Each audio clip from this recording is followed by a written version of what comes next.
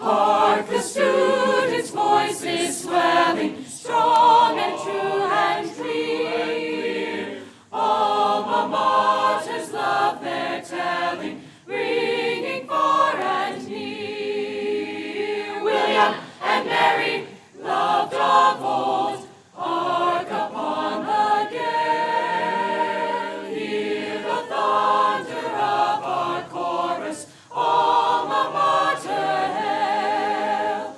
God our Father, hear our voices, listen to our cry. Bless the college of our fathers, let her never die. William and Mary, loved of old, hark upon the gale. Hear the thunder of our chorus, Alma Mater.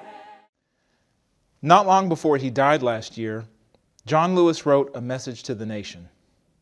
He called on us all to answer, in his words, the highest calling of our hearts, to stand up for what we believe. Congressman Lewis wanted us to be the force that finally brings an end to what he described as the heavy burdens of hate. He wrote that it is our turn to let freedom ring. As we celebrate today the William and Mary Law School class of 2021, we feel the urgency in the words of the great civil rights leader. We understand what he meant when he once said, "We may not have chosen the time, but the time has chosen us." Graduates, the time has chosen you. We lived in a different world when you began your journey in law school. Over the past year, through the trials of a devastating pandemic, our school community has contributed to the growing movement to achieve the nation's promise of full justice for all. We have watched more people come to see the imperfection of justice as we know justice today. Near and far, we have seen communities newly resolved to overcome that imperfection, to make sure the legal system and rule of law are living up to our highest ideals and convictions. Through it all, your class hasn't just observed. You have helped set crucial foundations for a more just, less imperfect world. You have worked hard, reflected deeply, and prepared yourselves to lead. In choosing the law, you have committed to a calling greater than any one of us, but driven and determined by each of us here. Ours is a calling that throws open the doors of opportunity, possibility, and progress for everyone.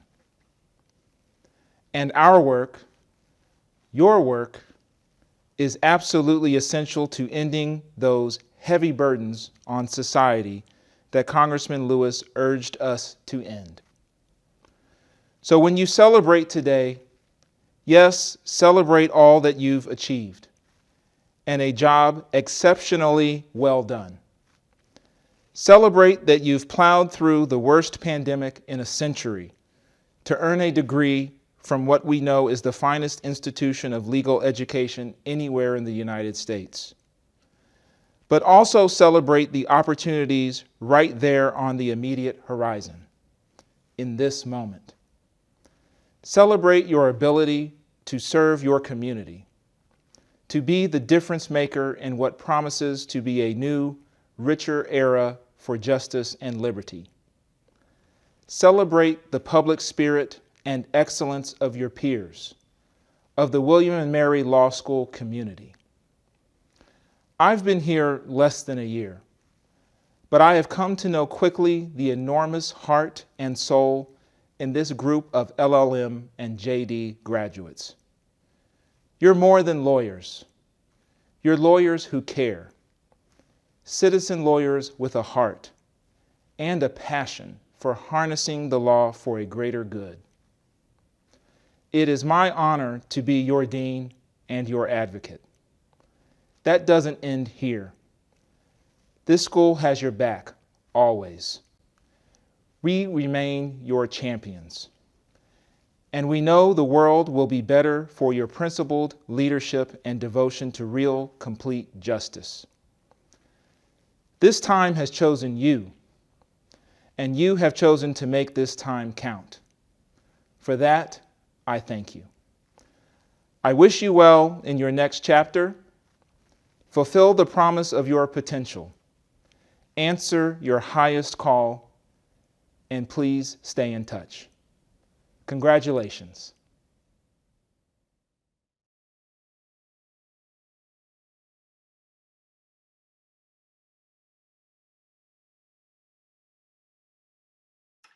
Law schools in the United States honor students graduating in the top 10% of the class by inducting them into the Order of the Coif. This honor society was established in 1902, but the Order of the Coif has its origins in medieval England, where it was an order composed of the justices of the central courts and the most senior members of the bar, the lawyers known as the sergeants at law. By the middle decades of the 14th century, a tradition had developed of elevating the most senior members of the legal profession to the rank of sergeant at law. The term sergeant may seem a bit odd to our ears when applied to a lawyer. Sergeant is an old French word derived from the Latin serviens, or servant. We don't know why people originally began to use this term to refer to lawyers, but by the 14th century, the sergeants themselves believed that they were so called because they had a duty to serve all the king's people.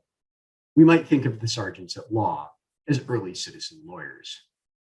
Sergeant at law, or serviens ad legem, was an exalted rank. The sergeants at law had a monopoly over practice in the Court of Common Pleas, the most lucrative of the central courts of the common law. In addition, only sergeants at law could be made justices of what were essentially the two supreme courts of the common law, the Court of Common Pleas and King's Bench. The sergeants and justices together formed an order, and since they were members of the same order, once a lawyer was elevated to the rank of sergeant, he would no longer address a justice as my lord, but as my brother. By the 17th century, this order of sergeants and justices was referred to as the Order of the Coif, after the distinctive headdress of its members, the coif, a white linen head covering that ties underneath the chin. The coif was the distinctive symbol of the sergeant at law, and all sergeants and justices wore them as part of the habit of the order. Unfortunately, what made you look like a person of exalted rank in 1400 makes you look a little silly today. Lawyers were not invited to join the Order of the Coif. They were commanded to do so. After serving for several decades pleading cases at the bar, a successful lawyer might receive a writ from the king commanding him to take up the estate and degree of sergeant at law. The sergeant had no choice in the matter. The writ he received was, believe it or not, a writ of subpoena. Some people did try to refuse the honor because elevation to the rank of sergeant at law came at great expense.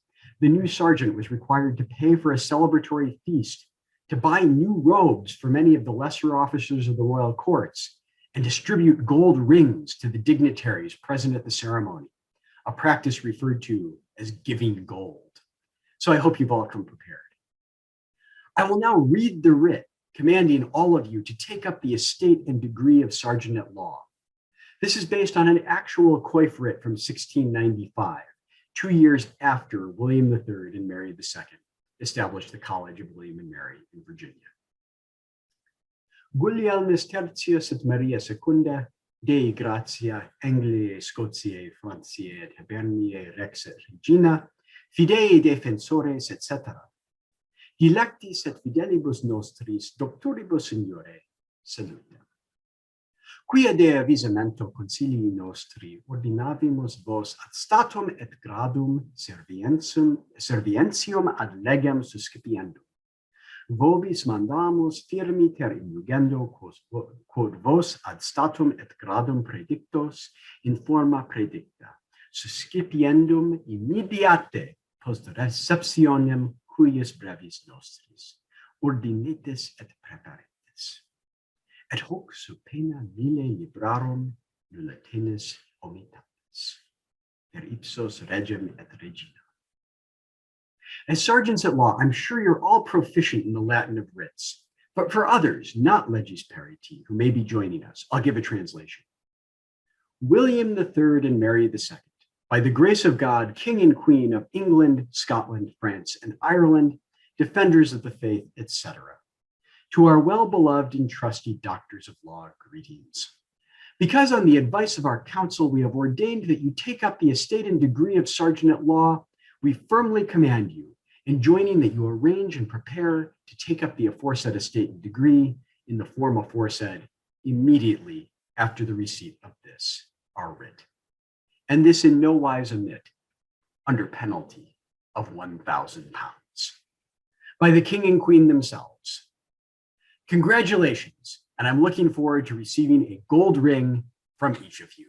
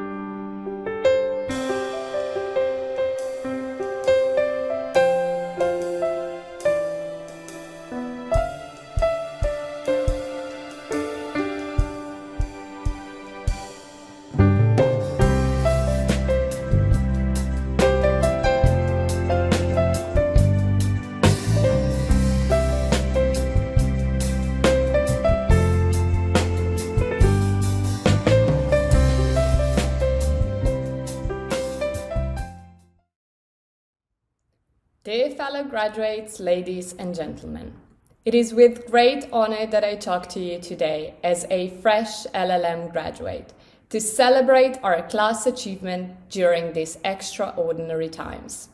It has been a long, perhaps exhausting, and not always fun, but certainly a fruitful and rewarding journey. Congratulations to all of us. Through thick and thin, William and Mary Law School has given us the sense of belonging and encouraged us to stay curious, to strive toward excellence, but most of all, to stay true to ourselves. With these qualities and values engraved in our minds and hearts, we have become real citizen lawyers who are able to quickly adapt to critical circumstances and tackle the most difficult challenges with integrity and good judgment. This academic year has been a challenge in itself, but we managed to show adaptability and perseverance that our times demand in the reach of our goal, which we celebrate today. I vouch that we are all better lawyers and better people because of this experience, which has broadened our horizons, opened our minds and hearts to new perspectives, and forced us to think critically, extensively, and inclusively. The changing culture may have been daunting for some, but in hindsight, I think we can all agree that studying abroad and getting to know this diverse group of countless inspiring people from all over the world has been the best part of this life-changing experience. Although the year flew by, this is not the end. It is rather the beginning of something new, perhaps an even more exciting and unpredictable journey which we are about to embark on. I hope that we take this unpredictability of our times not as an impediment, but rather as a challenge, for which I know we have the right skill set to tackle. Once again, congratulations to all of us, I wish us all every success in the new chapter of our lives.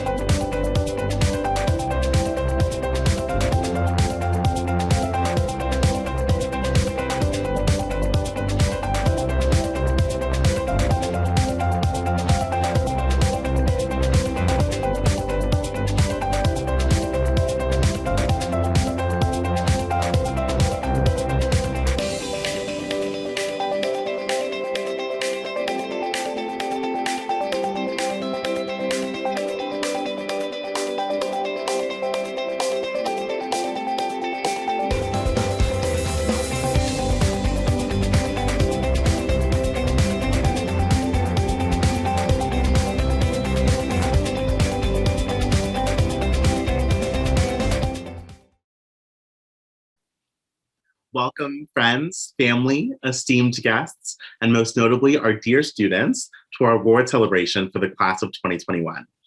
For those who I have not yet had the chance to meet, my name is Nicholas Ajavi Arma, and I served as president of the Student Bar Association, the Law School Student Government, for the 2020-2021 academic year.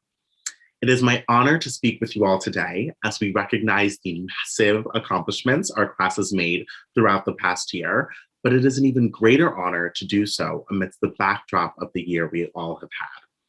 Time and again, we have heard how difficult this year has been for so many of us.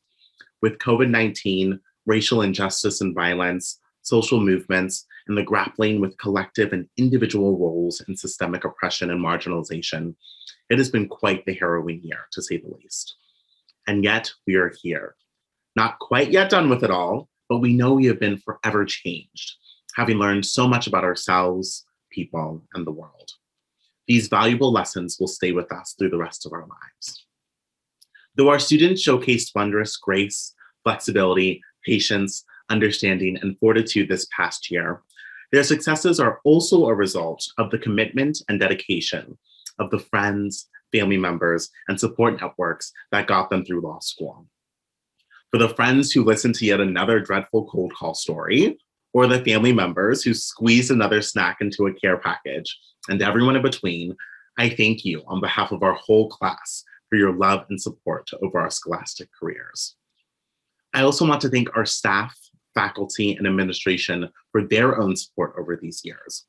Though they themselves were caught in the same storm of this past year, so many of them strived not only to make our experience more bearable, but to make it as fruitful and impactful as they could amidst the circumstances. On behalf of our whole class, thank you so much for your empowerment and support over this past year and throughout our entire law school experience.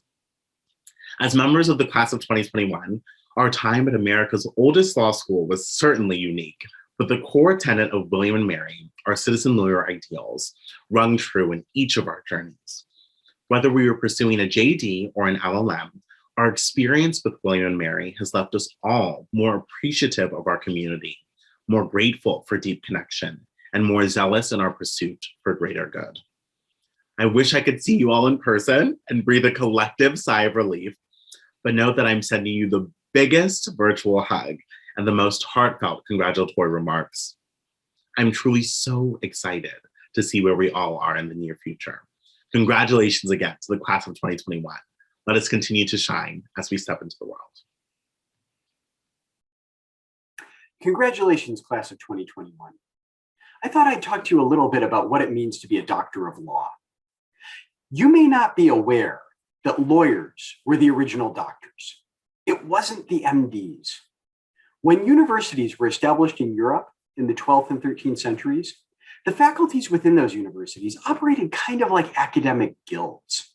And they developed a system of ranks or degrees within the guild. So each of the faculties of arts, medicine, law, and theology had a lower degree, usually called bachelor, and a higher degree, usually called master. So within each faculty, a student would first take the degree of bachelor and then might continue on to become a master. Most of the faculties called their teachers, the people who held that higher degree, master. And the law faculty sometimes use that title too. So I should say that all of what I'm about to say goes for those of you taking your LL.M today too. But the law faculties, very early on, also adopted the title of doctor for that higher degree. They probably got it from the texts of Roman law they were studying. Justinian's Codex refers to doctors of laws or of law, doctores legum and doctores juris. The other faculties gradually adopted the title doctor from the lawyers. So next time an MD tells you you're not a real doctor, you can respond as a friend of mine once did. Lawyers were doctors when you folks were using leeches. In the 12th and 13th centuries, doctor was usually used after the name. So you would say John Doe, doctor of law, not Dr. John Doe. As a title before the name, the doctors of law would often use master, magister, like the teachers in the other faculties. But in the 1190s, an English theologian hinted that the teachers of law in England were using a different title. He complained that the teachers of Roman law in England scorned the titles of master and doctor and preferred to go by Lord, Dominus. And he thought that this was a clear sign that the lawyers were getting too big for their britches because theology was queen of the sciences, blah, blah, blah, blah, blah. He doesn't seem to have been making this up, though. In Bologna, the preeminent center for legal learning in medieval Europe, doctors of law appear to have used the title Lord. The law faculty at Bologna was sometimes collectively referred to as the Lords of the Law of Bologna. And doctors of law in Italy were addressed as Lord well into the early modern period. You find a lot of laws about status and precedence in the Middle Ages. And doctors of law tend to come out well in them because most of these laws were written by doctors of law. Doctors of law were often exempted from sumptuary laws, laws that dictated what kinds of clothes people of different status could wear, and were allowed to wear scarlet and purple and expensive furs. In Italian cities, statutes about precedence often ranked doctors of law on par with knights, owing to an equation of lawyers with knights that you find in a lot of medieval legal texts. The great scholar Azo, who is called the Lord of the Lords of the Law of Bologna by one of his former students, lucky guy, wrote a commentary on Justinian's Institutes around the beginning of the 13th century. And in his comments on the opening words of the Institutes, that imperial majesty should not only be adorned with arms, but also armed with laws. Azo adds, and lawyers are called knights, for we believe that not only those who fight with sword and breastplate serve our empire, but also lawyers. Later, he calls lawyers a lettered knighthood. Later in the 13th century, King Alfonso the Wise of Castile commissioned a law code called the Siete Partidas. And I'm sure many of you have heard me quote this before. In the Siete Partidas, Alfonso says, the knowledge of the law is another kind of knighthood, by means of which boldness is crushed and wrongs are righted. Again, this was written by Alfonso's doctors of law. A few years after that, the canon law scholar William Durand wrote a procedural manual that was read in law schools throughout Europe. And in it, he wrote that a doctor of law speaks with a tongue that has the power of a flaming sword.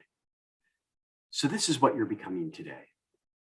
Now, I also wanted to talk to you for a minute about how you became a doctor of law in the Middle Ages. Today, we often say that the university awards you a degree. In the Middle Ages, the degree wasn't something you were granted. In the Middle Ages, the faculty invited you to take a degree, and you took the degree yourself, usually by giving your first public lecture or disputation. That was what made you a doctor. And then once you had taken the degree, you would be invested by the faculty with the symbols of a doctor, which usually included a law book, like this one, which is, yes, disappearing into my background, but this is Azo, actually. A gold ring, a doctor's cap. At the University of Edinburgh, which served as a model for William and Mary, new masters and doctors were enthroned on a cathedra, a doctor's chair, and crowned with the cap, the doctor's crown. Now, You've all taken your degrees as doctors of law or masters of laws. So here's what I'd like you to do. On behalf of the Lords of the Law of Williamsburg, the Domini Juris Williamsburgensis, find a chair, your cathedra, your doctor's throne, and any chair will work. Sit down and throne yourself on that chair. And if you have a friend or family member with you, wherever you're watching this, ask that person to crown you with your doctoral cap. And if you don't have anyone with you at the moment, you should feel free to crown yourself because you've earned it. Congratulations, class of 2021.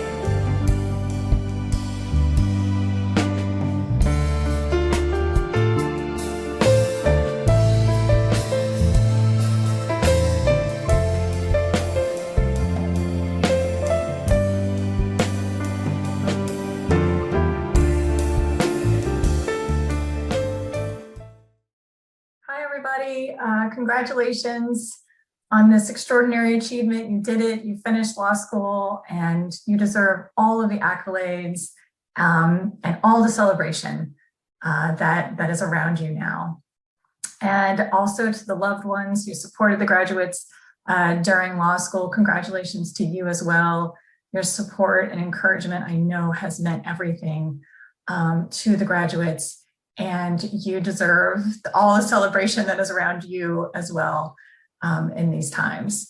I'm so honored and privileged to be able to say just a few words to the graduates. And first, congrats, right? And then second, just really express my appreciation and just my deep joy of being honored with the Walter Williams Award this year. As Dean Shepard as my witness. When she told me over Zoom, I kind of freaked out a little bit and couldn't believe it and was just really overcome with gratitude to you all, to the class of 21 for giving me this honor. And I just can't thank you enough and express to you how much it means to be recognized by you in this way. And I went back to my law and I scrolled through all your pictures from 1L year and kind of just reflected on the class of 2021 over the last 3 years. And, you know, I've taught some of you as 1Ls and back in the day in legal writing, some of you in upper level doctrinal classes, and worked with some of you in the clinic. And, you know, many of you I've just met and had conversations with through either, you know, student organized events or through note topic consultation, just a myriad of ways, right, that I have had the privilege of being in contact and getting to know so many of you. And as I was reflecting back on the class, that those of you I've known and even in a broader sense, I just wanted to share with you just a few reflections and things that I see in your class. And one thing is, you know, that really comes to mind immediately is the community of support that you all have cultivated both, you know, pre and during the pandemic. And it's truly inspiring and to see how much you all have supported each other through law school. I also see a lot of respect and, you know, respect for others, but also self-respect. And that's so important. And don't lose that as you move forward in your careers. And finally, I see so much determination and commitment to your legal education and to your legal careers and to to what lies before you. And that, I just have so much confidence in you and from what I've seen. And I know that confidence, both, from within and from others around you, will be such a source of fortitude, right, as you move forward in your lives. And there's a million things I would like to say to you all today, but I will exercise some self-restraint, and I will just say that thank you again. Congratulations again. And I know that I celebrate you, William and Mary celebrates you, and we will be here cheering you on through your entire career and your entire lives and whatever comes next for you. And so please keep in touch, and we will miss you, and congratulations.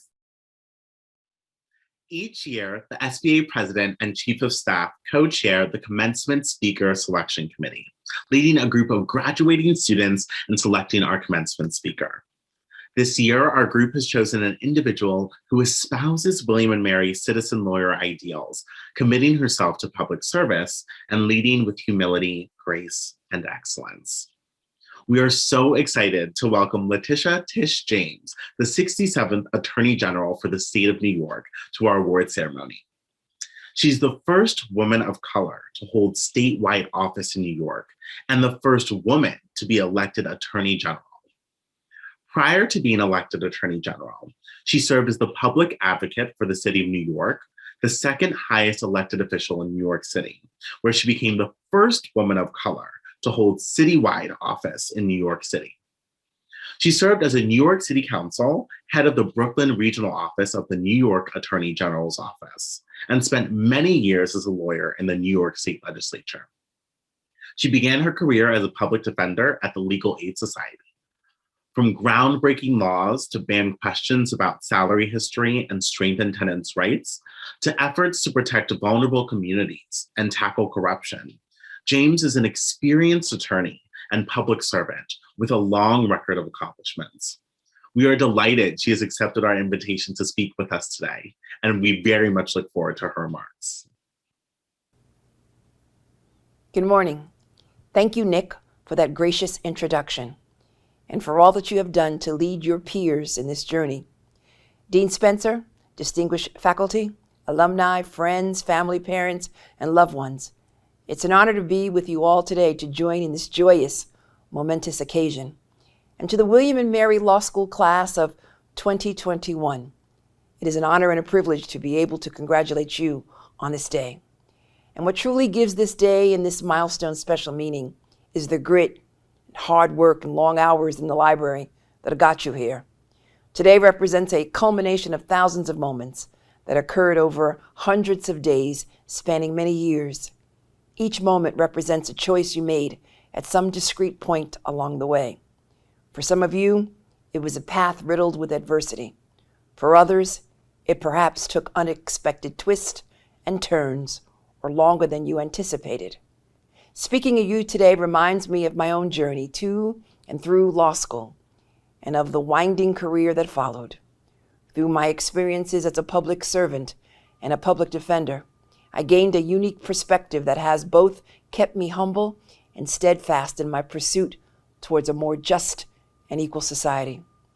When I was a student, I often asked myself, what can I do to make this world a better place?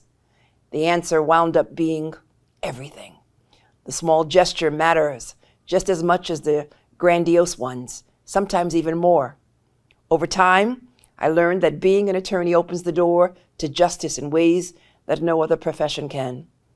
I decided to become an attorney because growing up I witnessed many injustices, and I'm sure some of you can relate. We may never eradicate injustice. It would always be there in some place, in some form, and we will always have to fight it back.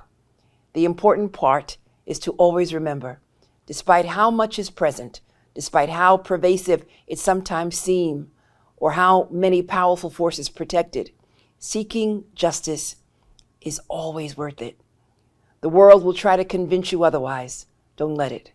If you made it this far, I think it's a fair bet that protecting the rights of the collective is important to you. William and Mary's mission to prepare you for a mission of your own, To be skilled in the art of practicing law and public interest will serve you well in the society you are graduating into. It is not just important to have more voices at the table.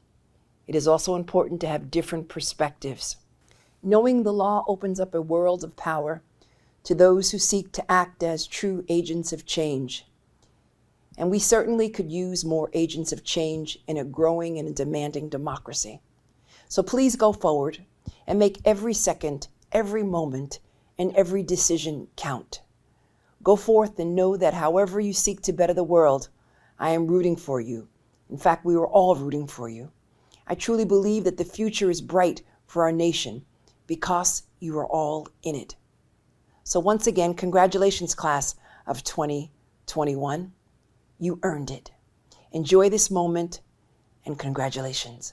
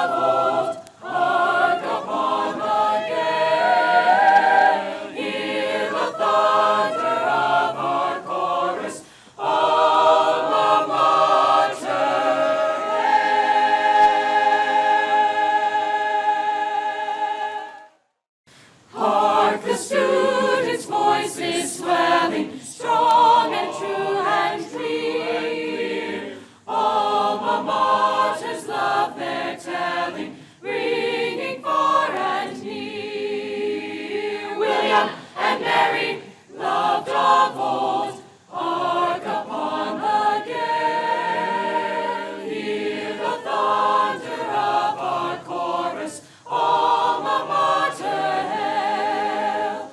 God our Father, hear our voices, listen to our cry. Bless the college of our fathers, let her never die. William and Mary, loved of old, hark upon the gale. Hear the thunder of our chorus, Alma Mater hail. William and Mary, loved of old, hark upon the gale. Hear the thunder of our chorus, Alma Mater hail.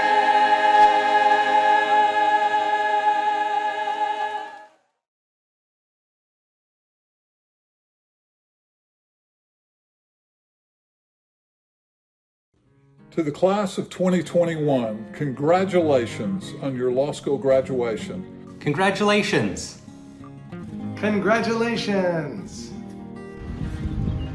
Congratulations! Congratulations, class of 2021. Congratulations. Congratulations. Well done. Congratulations!